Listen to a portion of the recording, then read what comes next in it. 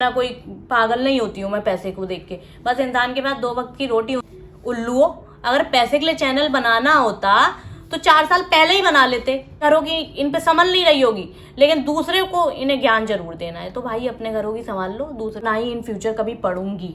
जब तक मेरे अंदर सांस है ना, मैं तब तक लड़ूंगी। इन लोगों ने मुझे 2 गाली बकी तो मैंने इनके रिप्लाई में इन्हें 10 बकी।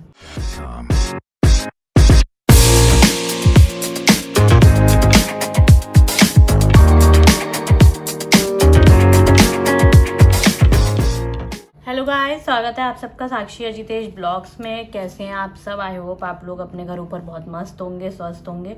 और मैं माता रानी से आप सबके लिए प्रे करूंगी, जो मेरे चाहने वाले हैं, कि आप लोग हमेशा खुश रहिए और मस्त रहिए। तो गाइस, काफ़ी लोगों की ये शिकायत है हमसे कि तुम घर की बातें यूट्यूब पर क्यों खोल रही हो, तुम घर की बातें यूट्यूब पर क्यों बता रही हो, तुम लोगों की बुराई क्यों कर रही हो। तो देखो, मैं पहले ही क्लियर कर चुकी हूँ कि बुराई वो होती है जो पीठ पीछे करी जाए। मैं तो खुल्लम खुल्ला बोल रही हूँ।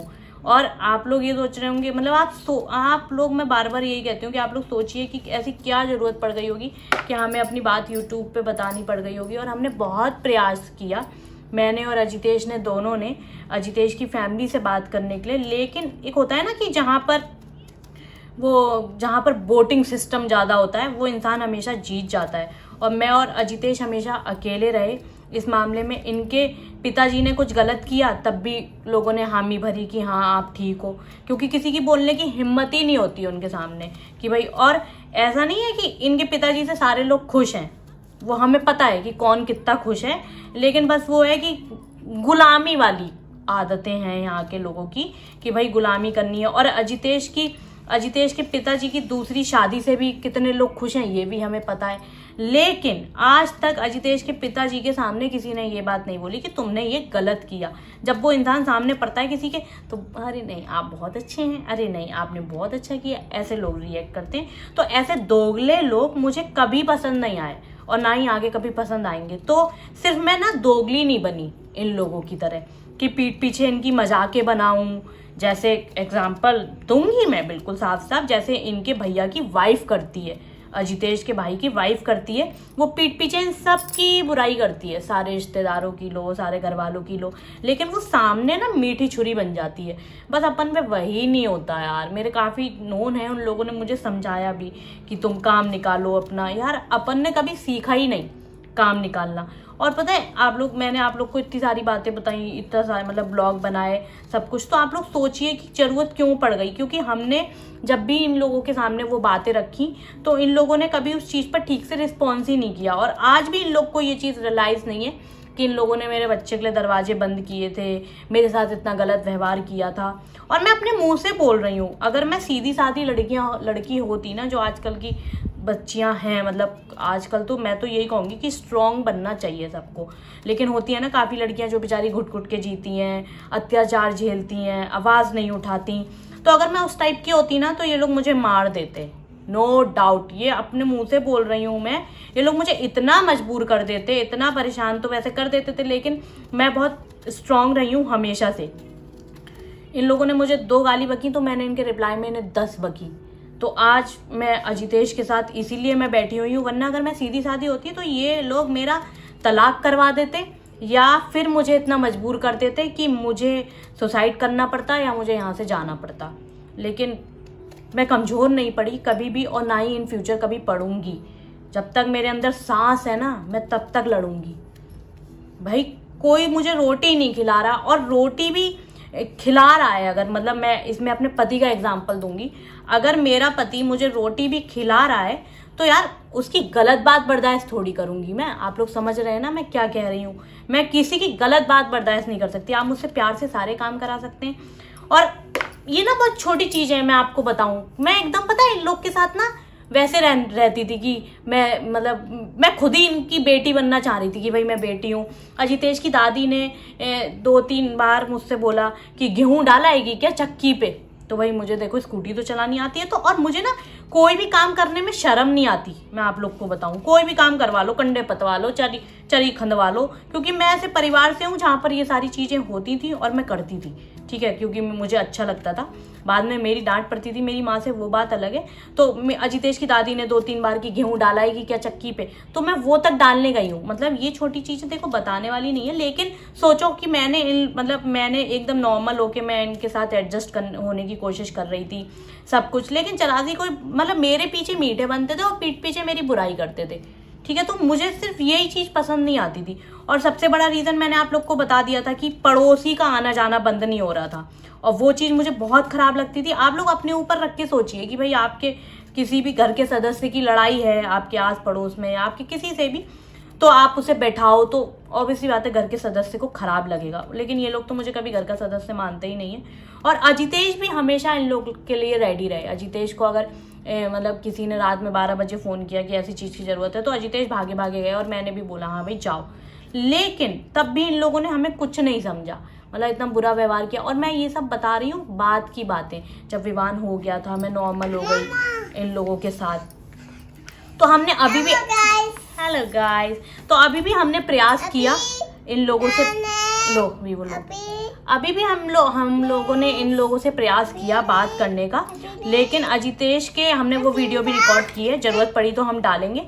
अजितेश के पिताजी आए, मतलब नीचे जो गेट है वहां से निकल के ड्राइंग रूम के गेट से, और उन्होंने सिर्फ अपनी बात रखी कि भाई बिजली से रिलेटेड बात थी कि ऐसे नहीं ऐसे कर लो, बात खत्म। और उसके बाद कोई मतलब नहीं है कि क्या बात कहना चाह रहा है मेरा बेटा, क्या नहीं कहना चाह रहा है। और एक दिन मैंने जैसा कि बताया ब्लॉग में कि रात में भी अपने बेटे से वो स्पीकर पे कुछ बात कर रहे थे, तो हमने ऊपर से सुन लिया। तो हमने जवाब, मतलब अजितेश ने यही कहा कि जो तुम अपने बेटे से बात कर रहे हो डायरेक्ट मेरे मुंह पे कर लो, मुझसे कर लो।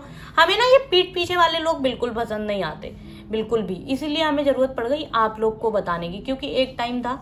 और पता है जब इन लोगों ने मुझे एक्सेप्ट किया था, देखो मेरे पिताजी ने तो साफ साफ मना कर दिया था कि भाई लड़की जहाँ रहे खुश रहे, हमें मतलब नहीं है, ऐसे हाथ खड़े कर लिया था, बात खत्म।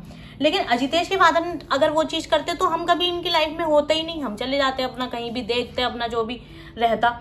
लेकिन अजितेश के पिताजी ने एक्सेप्ट करने के बाद ये हरकतें करी हमारे साथ, तो हमें बहुत खराब लगा। एक टाइम था मुझे अब्रॉड भेजने की तैयारी हो रही थी शादी के 15-20 दिन बाद ना, ताकि मुझे लगे कि अरे ये लोग तो बहुत अच्छे हैं कि भाई तुम अब्रॉड चली जाओ पढ़ाई करने, ये हो जाओ। मतलब वो सिर्फ बातें ही होती थी, उस पर कोई एक्शन नहीं होता था।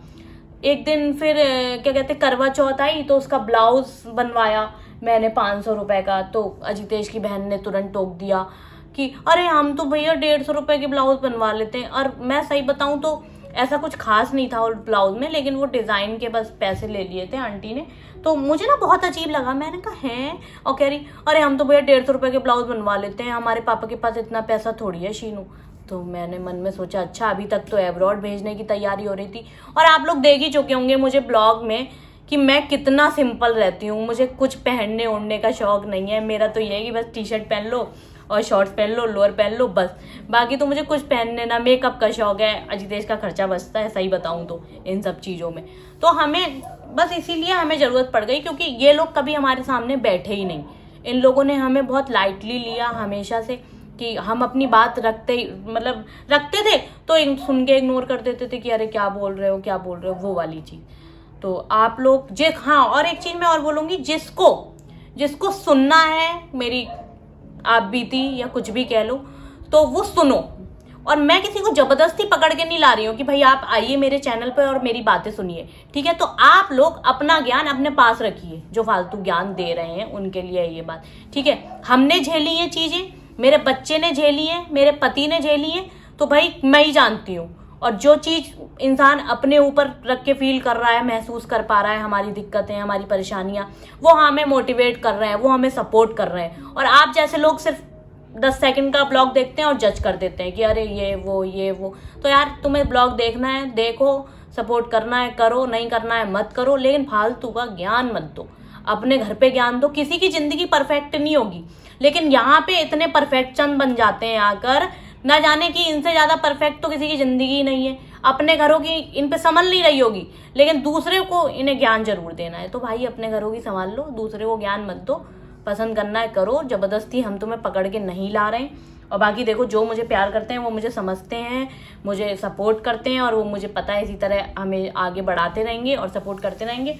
और भाई देखो, जैसे लग रहा है कि भाई पैसे के लिए चैनल बना लिया, ये कर लिया, वो कर लिया, अरे उल्लुओ, अगर पैसे के लिए चैनल बनाना होता तो 4 साल पहले ही बना लेते, उस टाइम तो ज्यादा ग्रो कर जाता। अगर पैसे के इतने वो होते तो मैं तो अपने ससुराल वालों को भी यही बात बोलती हूँ कि पैसा तो मैं देख दाख के आ चुकी हूँ, तो इतना कोई पागल नहीं होती हूँ मैं पैसे को देख के। बस इंसान के पास 2 वक्त की रोटी होनी चाहिए खाने के लिए, और सुकून से होनी चाहिए कि भाई चटनी के साथ हो लेकिन सुकून हो। और वो मेरे साथ है कि भाई मैं और मेरा पति एक प्लेट में खाना खा लेते हैं, इससे बड़ा सुकून एक मियाँ बीवी के लिए कोई नहीं होगा, अकॉर्डिंग टू मी। बाकी आप लोगों का क्या है मुझे नहीं पता।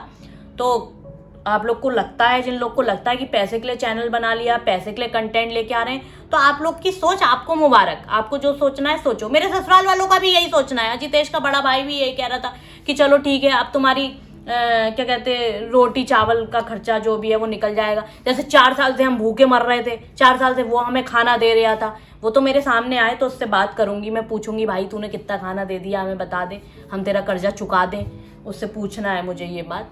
तो आप लोग इसी तरह हमें प्यार देते रहिए, जो हमें सपोर्ट करते हैं, और इसी तरह हमारे ब्लॉग देखते रहिए। और जो बात मैं हमेशा बोलती हूँ, जिसकी जल रही है वो अपनी जलाते रहिए। Bye guys, love you all. जिसने भी चैनल को सब्सक्राइब नहीं किया है वो सब्सक्राइब करो, वीडियो को शेयर करो, लाइक करो और ढेर सारे कमेंट करो। Bye, love you.